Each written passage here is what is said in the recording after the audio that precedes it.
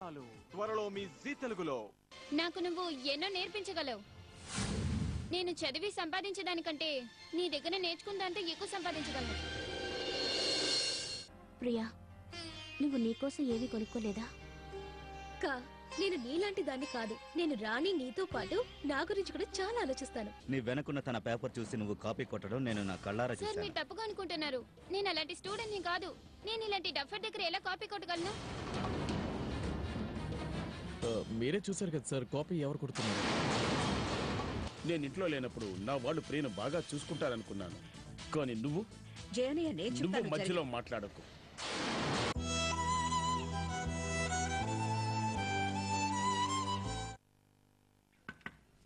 Yeah,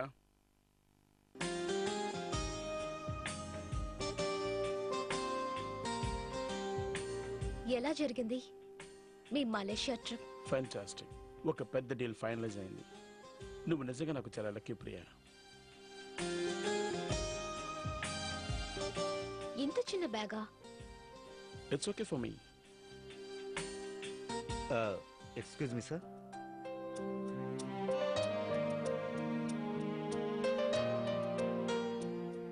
sir, మీ luggage. అవి నా లగేజ్ కాదు, ప్రియా లగేజ్.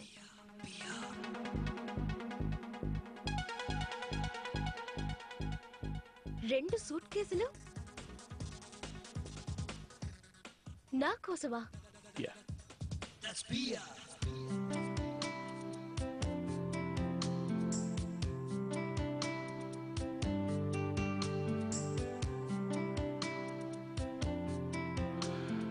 ఇవన్నీ నీకోసమే.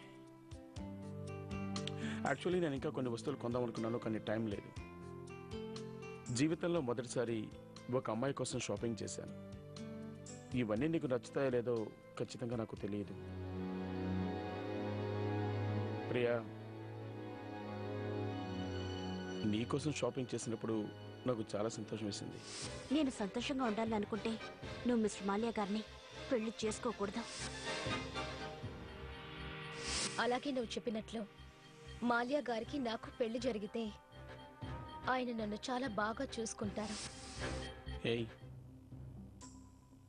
ఏమిటి ఆలోచిస్తున్నావు? ఏం లేదండి. ఇది వాణి కోసం తీసుకొచ్చాను. రాణి కూడా తీసుకొచ్చాను. మాల్యా గారి మనసులో నా మీద ఎంతో ప్రేమ ఉంది. నేను ఎలా నిరాకరించగలను? మన బంధం ఇంతటితో తెంపేయాలని ఎలా ఈయనతో చెప్పగలను? మిస్టర్ మాల్యా నా సంతోషం గురించి మాత్రమే ఆలోచిస్తున్నారు. ఈయన నా మీద చూపించే ప్రేమ అక్కకి అర్థమయ్యేట్లు ఎలా చెప్పాలి? వాణి గురించి ఆలోచిస్తున్నావా? నువ్వు బాధపడకు ప్రియా, చూస్తూ ఉండు. వాణి తప్పకుండా మన పెళ్లికి ఒప్పుకుంటుంది. మీరు రెస్ట్ తీసుకోండి.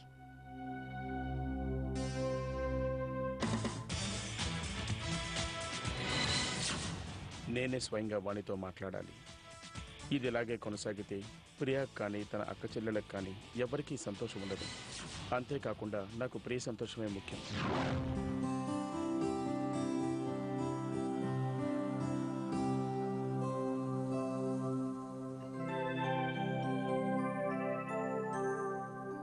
మాల్యా గారు వచ్చేసారన్నమాట.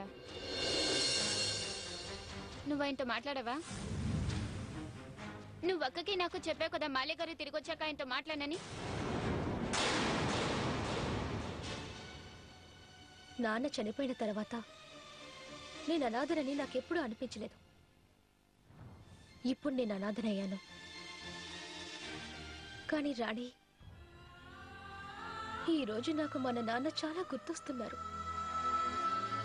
I'm really missing him. ఒకవేళ ఆయన ఈరోజు ఉండుంటే నేను తీసుకున్న ఈ డెసిషన్కి నాకు అండగా నిలుచుండేవారు. మనం వాడికి ఏం చేసామని మిస్టర్ మాల్యా మనకి అంత హెల్ప్ చేశారు. అంటే దానికి అర్థం ఆయన రుణం తీర్చుకోవడానికి నువ్వు అతన్ని పెళ్లి చేసుకుంటున్నావా? ఆయన నీకోసం ఏం చేశారో, నీకేమిచ్చి కొన్నారో, ఆయన ఇచ్చిన వాటి మీద ప్రేమ ఎక్కువ. అవన్నీ నిజం కావు రాణి. అదే నిజం. నీ ప్రయారిటీస్ నీ అక్క చెల్లెలు కాదు, మిస్టర్ మాలి అయిపోయాడనమాట. నువ్వు అలా ఎందుకు ఆలోచిస్తున్నావు? ఒకవేళ అదే నిజమైతే ఇంకోటి కూడా నిజమే. మరి అక్కకి నాకంటే పుష్కరి చాలా ఇంపార్టెంట్ అయిపోయాడు. ఇప్పుడు జరిగిన దానివల్ల నేను ఒంటరి దాన్ని అయిపోయాను. అందరికీ పుష్కర్ వాళ్ళ ఫ్యామిలీ కన్నీళ్లే కనిపిస్తున్నాయి, నా కన్నీళ్లు కావు. పుష్కర్ ఒంటరితనం కనిపిస్తోంది, కానీ నాది కాదు. ప్రియా, ఓ నిర్ణయం తప్పని తెలిసాక అది ఒప్పుకోవడంలో అర్థమేమీ లేదు. నాకనిపించింది పెద్దలు చిన్నపిల్లలకి నచ్చ చెప్తారని, తప్పుల్ని క్షమిస్తారని, తప్పుడు మార్గంలో వెళ్లే వాళ్ళకి సరైన దారి చూపిస్తారని. తెలియడం లేదు నేను చెప్పింది కరెక్టో కాదో, కానీ నా మనసుకి ఏమనిపించిందో అదే నీకు చెప్పాను. నా నిర్ణయం ప్రకారం నువ్వు నడుచుకోవాలనుకోవడం లేదు. నీకేది కరెక్ట్ అనిపిస్తుందో అదే నువ్వు చెయ్యి. నేను ఈ దారికి అడ్డు రాను. కానీ ఒక్క విషయం గుర్తుంచుకో, ఈ నిర్ణయం నువ్వు స్వయంగా తీసుకున్నది. నీ ఈ నిర్ణయంతో నేను ఏకీభవించను.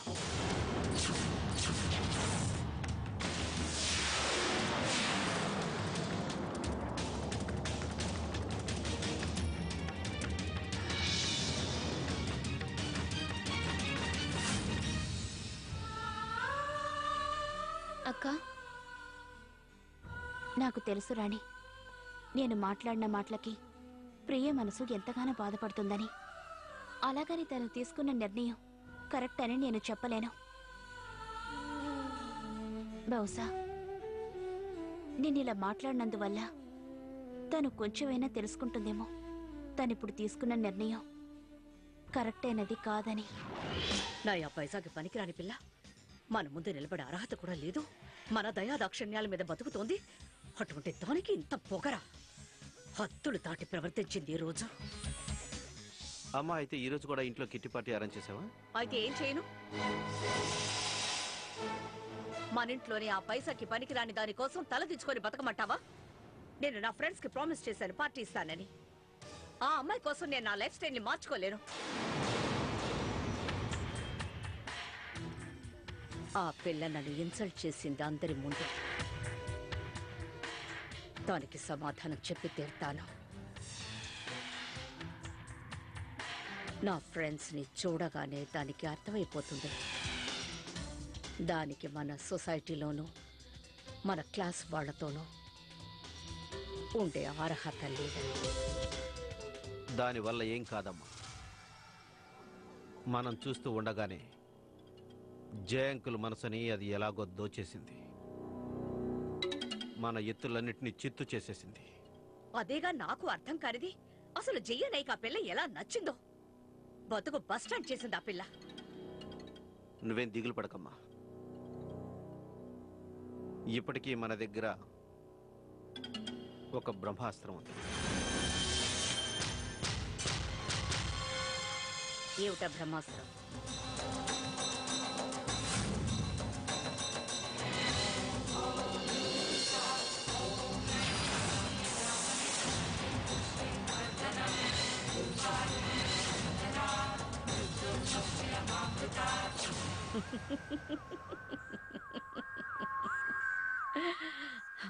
ఆ అమ్మాయి లక్షణాలు చూడగానే నాకు బాగా అర్థమైపోయింది.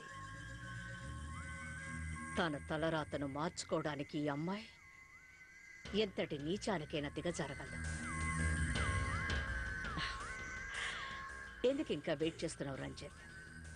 ఎప్పుడు చెప్తావు ఈ నిజం జయ్యనైకి?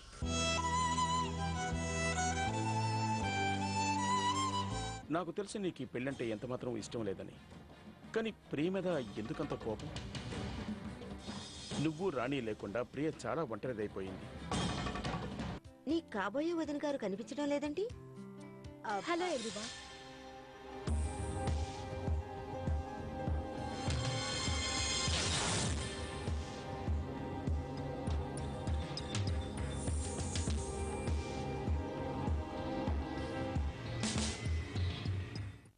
భూలోకమున వెండి తెరపై నర్తించు వగలరాణులు వచ్చి